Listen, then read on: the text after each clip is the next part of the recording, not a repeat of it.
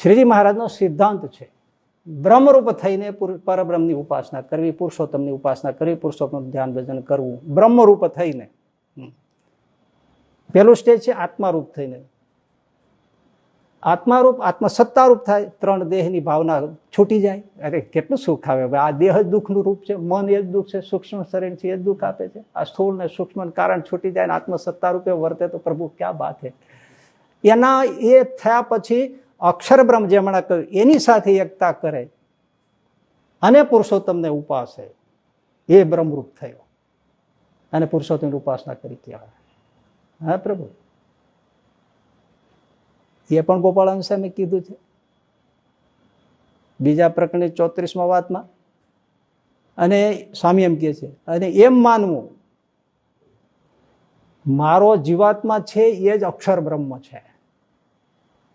જો બ્રહ્મરૂપે થઈને પરબ્રહ્મની ભક્તિ કરવી એ મહારાજનો સિદ્ધાંત વચનાત્મા પાને પાને છે.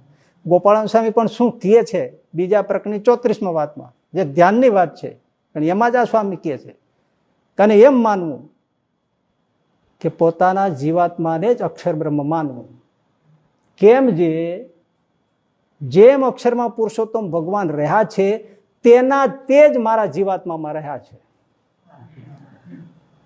એમ જીવમાં માનીને જીવમાં પુરુષોત્તમ ભગવાનની મૂર્તિને ધારીને ધ્યાન કરવું તો બધો રાગ ટળી જાય.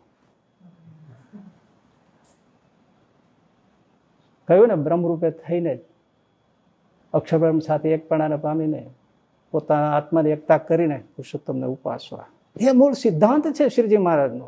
પ્રભુ ત્યારે ઈશ્વરચંદ્રદાસજી સ્વામી બાપાશ્રીને નામે વચનામૃત રહસ્યામાં અને બધે વિવરણમાં એને માનનારા બધા એમ જ કે છે પુરુષોત્તમ રૂપ થઈને પુરુષોત્તમનું ધ્યાન ભજન કરવું. લોકો વાત હવે આ સિદ્ધાંત ખોટો પડ્યો. અને એ પાછું મૂર્તિમાં પ્રવેશીને અને મૂર્તિને ત્યાંથી ધ્યાન કરવાનું, નેત્રમાં નેત્રના એ બધું નિરખવાનું, નખથી શિખા પર એમ રસ લેવાનું. ક્યાં આવે છે ભાઈ?